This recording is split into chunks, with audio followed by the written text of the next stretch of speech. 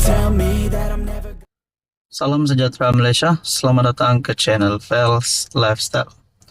Ini satu berita tergempar, berita duka cita yang diterima kepada seluruh kepimpinan politik berkaitan dengan pemergian ataupun kematian salah seorang isteri kepada pemimpin politik terkenal di Malaysia.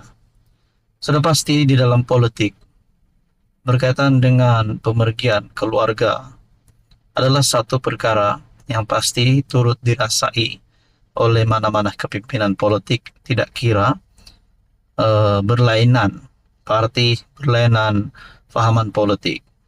Disahkan pada 22 Julai. Tepat 5.15 petang, perkongsian daripada Sinar Harian, isteri Wan Saiful meninggal dunia. Salam takziah diucapkan. Isteri kepada ahli Parlimen Tasik Gelugor, Datuk Wan Saiful Wan Jan, iaitu Datin Alena Omar, dilaporkan meninggal dunia pada jam 2.40 petang Isnin. Perkara itu dimaklumkan oleh Ketua Bahagian Parti Pribumi Bersatu Malaysia, Bersatu Kota Melaka, Datuk Hishamuddin Abdul Karim, menerusi satu hantaran dimuat naik di Facebook.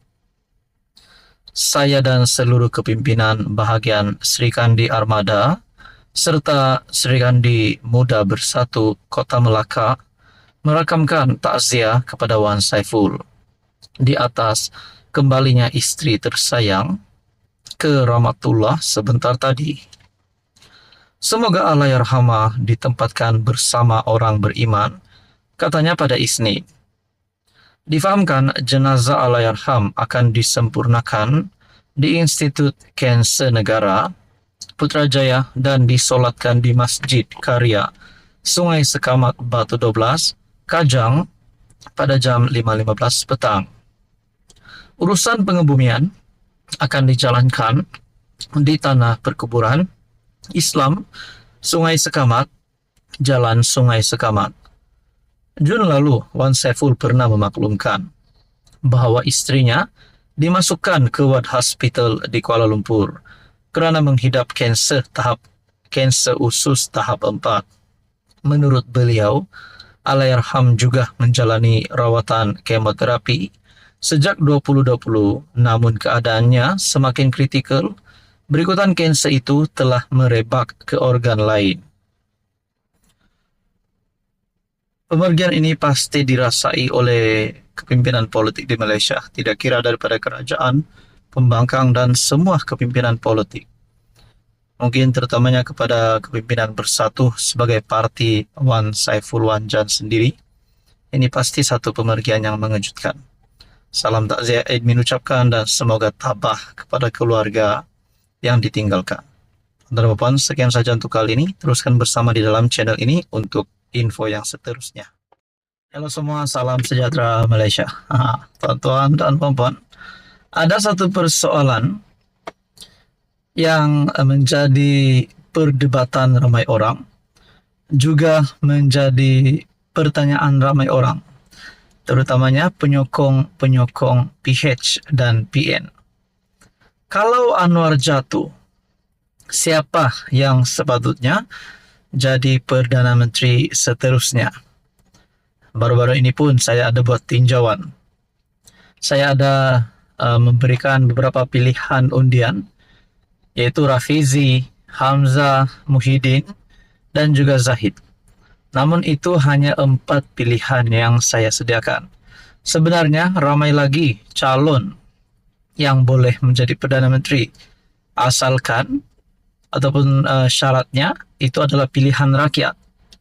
Contohnya Ismail Sabri pun boleh jadi Perdana Menteri, mungkin Saifuddin Nasution, mungkin Nurul Izzah, ataupun Dr. Wan Aziza, ataupun mungkin juga Tokmat.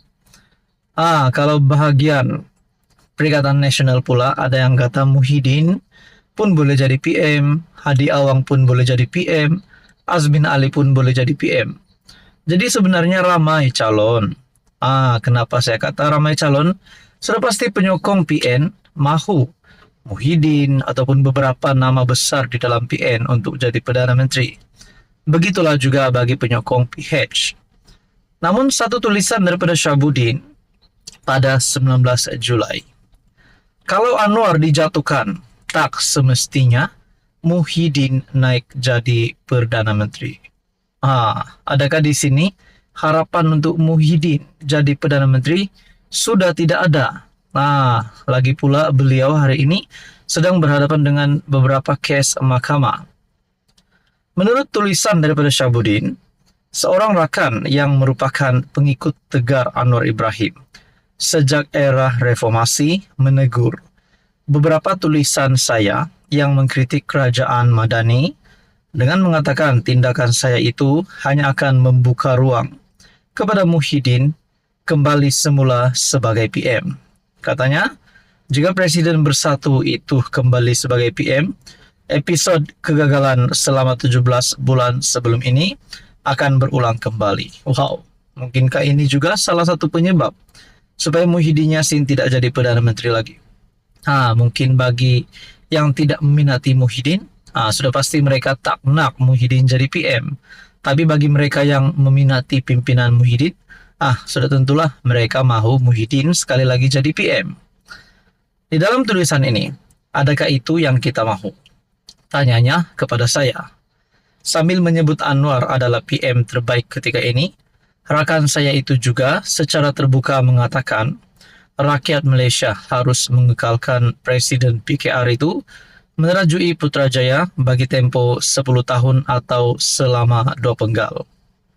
Saya hanya senyum mendengar keinginannya agar Anwar menjadi PM selama 10 tahun. Dalam hati saya berbisik, jangankan 10 tahun, nak habiskan penggal atau nak menang PRU akan datang pun rasanya Anwar sedar masih lagi tak cukup nafas mendepaninya. Dalam sejumlah komen dalam beberapa tulisan saya kebelakangan ini, ramai juga yang mengomen dengan maksud yang sama. Menurut mereka, adakah kita mahu Muhyiddin kembali sebagai PM?